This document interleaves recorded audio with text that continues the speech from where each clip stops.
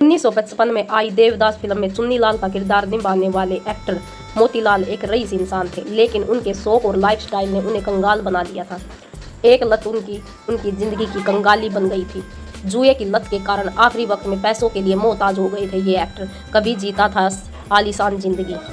हम बात कर रहे हैं दोस्तों मोतीलाल की। अगर पुराने जमाने के अभिनेताओं की बात करें तो सबके दिमाग में दिलीप कुमार, राजकुमार जैसे एक्टर्स के नाम आते हैं, मगर आज हम आपको ऐसे अभिनेता के बारे में बताने जा रहे हैं जिन्होंने न केवल लीड एक्टर बल्कि विलेन के किरदार से भी खूब सुर्खियां बटोरी थी।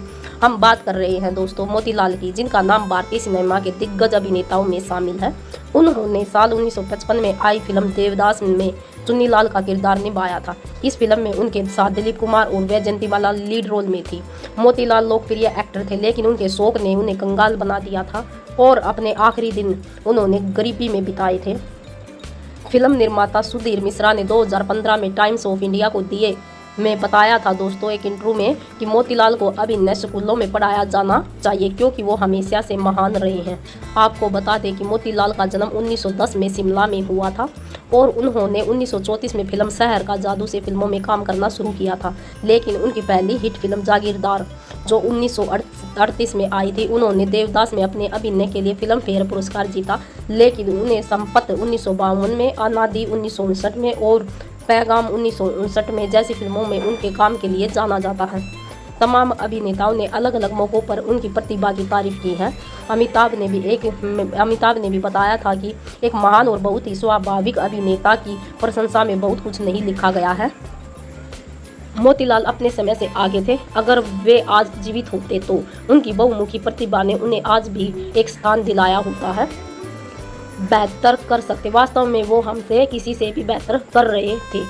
2023 में फिल्म कंपेनियन के साथ दोस्तों एक बात कहा था कि नसरुद्दीन शाह ने उनके बारे में बात की थी और कहा था ये बहुत अच्छा है कि वे ओमपुरी, मेरे शबाना आजमी, स्मिता पाटिल, फारूक शेख के कंधों पर खड़े हैं। ठीक वैसे ही हम बलराज साहनी और मोतीलाल के कंधों पर खड़े थे। एक बार दोस्तों महात्मा गांधी ने भी उनकी जमकर तारीफ की थी। समाज में छुआछूत पर फिल्म बनाने के बाद मोतीलाल को किसी और से नहीं बल्कि महात्मा गांधी से प्रशंसा मिली थी। मायापुरी पत्रिका ने फिल्म इतिहासकार फिरोज रंगूनवाला के हवाले से कहा था कि KL सहगल बारी विषयों के गायक स्टार थे और मस्ती करने वाले बॉम्बे रूस के जवाब कलकत्ता के हल्के फुल्के समक्ष मोतीलाल से कहीं बड़े थे। हालांकि 1940 के दशक की शुरुआत में मोतीलाल बोल्ड प्लॉट भी चुन रहे थे। उन्होंने अछूत 1940 में एक अछूत की भूमिका निभाई जो एक प्रगतिशील फिल्म थी, जिसे महात्मा गांधी और वल्लभ भाई पटेल ने भी इसकी बहुत ही ज़्यादा तारीफ की थी। मोतीलाल को उनकी पर्सनल लाइफ के लिए भी जाना जाता है, जिसमें जुआ और उड़ान का शौक काफ़ी था उनको। कहा जाता है कि इस आलीशान लाइफ स्टाइल को बनाए रखने के लिए उन्होंने बहुत सारा उड़ाया था। वो अभिनेत्री काजोल की दादी और तनुजा की मां शोभना समर्थ के साथ लिव इन रिलेशनशिप में रहे थे। 1965 में 54 साल की उम्र में उनकी मृत्यु के बाद उन्होंने TOI से मजाक में कहा था, मैंने 3 दिल के दौरे, 1 हवाई दुर्घटना, 1 डूबने की घटना और कई बेकार फिल्में झेल चुका हूँ। उस समय कथित तौर पर वो कंगाल थे। उन्होंने गलत जगह पैसा लगा दिया था जिससे उन्हें भारी नुकसान हुआ था। आपको बता दें कि उनकी मृत्यु के बाद उन्हें 2 राष्ट्रीय पुरस्कार भी मिले थे और 2013 में भारत सरकार ने मोतीलाल की याद में एक डाक टिकट जारी किया था। मोतीलाल राजवंश का जन्म 4 दिसंबर 1910 को हुआ था। एक भारतीय अभिनेता थे और उन्होंने देवदास और परख के लिए फिल्म फेयर सर्वश्रेष्ठ सहायक अभिनेता पुरस्कार जीता था। उन्हें हिंदी सिनेमा के पहले स्वाभाविक अभिनेताओं में से एक माना जाता था।